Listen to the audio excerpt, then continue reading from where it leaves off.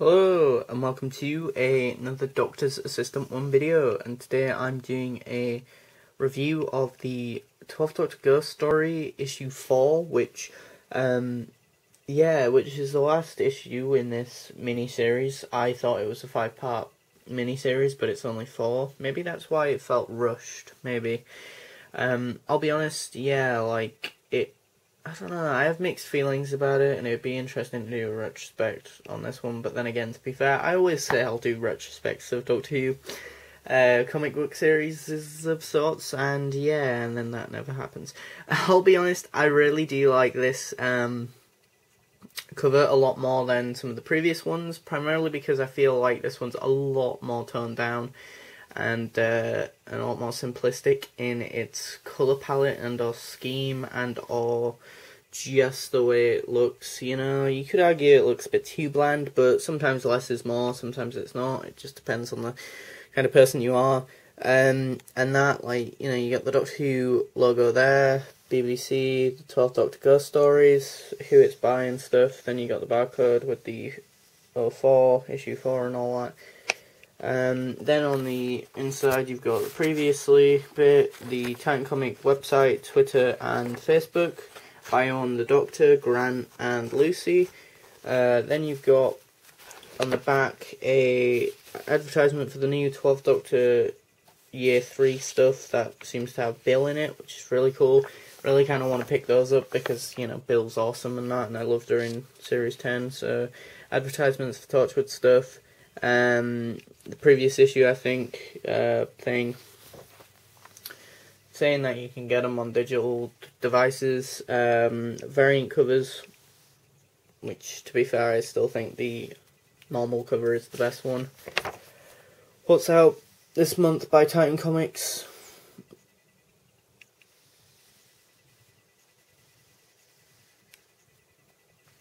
And then The Ghost Story Part 4, writer, artist, colorist, letterist, and so on.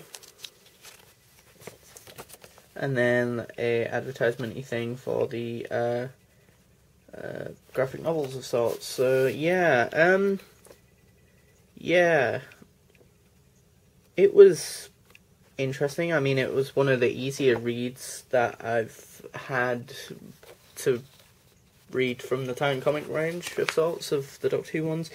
I'm interested to, as I was reading this, I'm interested to see if all Sycorax ships are just like bits of ground, because I don't know, I wonder what their planet looks like and that, because that's their spaceships, but their spaceships just look like sort of like the ground of their maybe Earth, or well, their planet of sorts just lifted up maybe. I don't know, it's very interesting. I'm not a massive fan of like how this Sycorax was drawn of sorts. I feel like for some weird reason that going from the previous issue and how the Sycorax were drawn in that, they looked badass, but then you see them in here in this issue and they just look different. They look less formidable and interesting looking. I don't know, it's maybe the artist wanted to change direction of sorts, I don't know. It's very odd to say the least. But yeah. A nice panel with the 12th Doctor and his sonic screwdriver.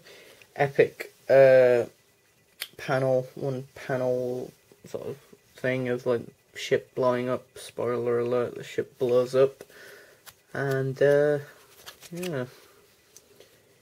You got this one, which is nice because it's got like this weird faded effect, like shit's going down.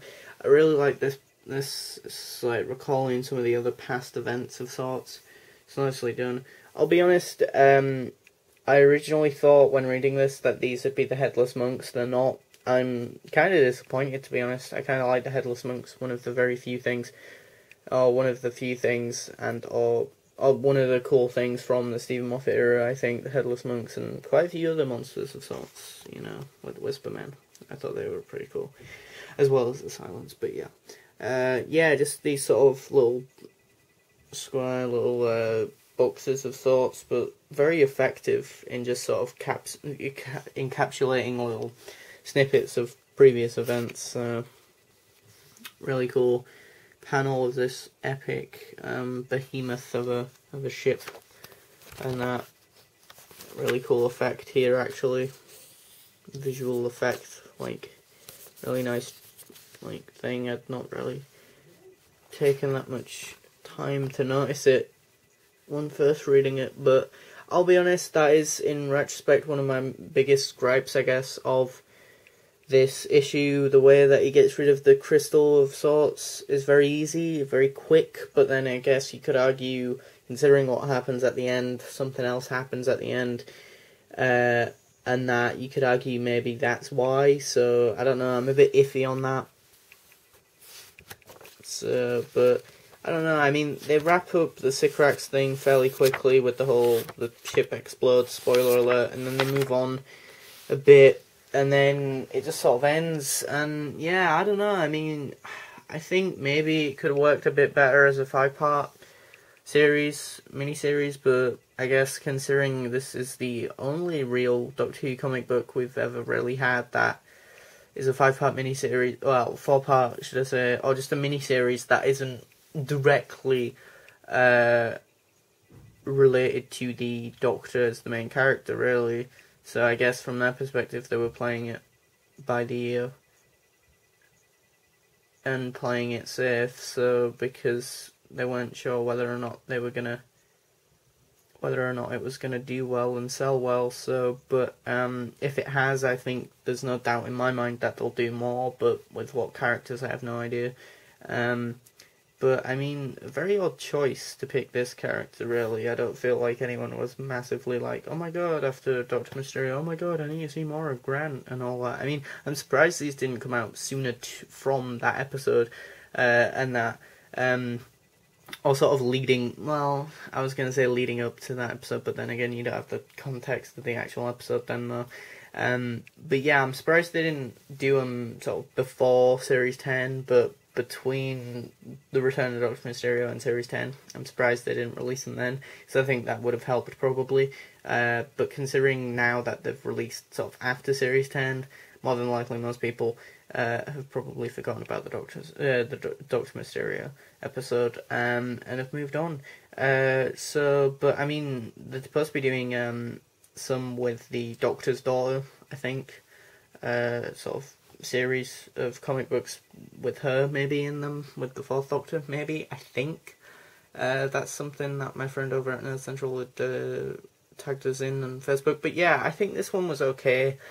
Nothing to stand out, but I mean, it just depends. If you're a big fan of The Return of Dr. Mysterio and you really like these characters of Lucy and Grant, then yeah, pick it up. But if not, it's probably one to miss. Thanks for watching, comment, rate and subscribe.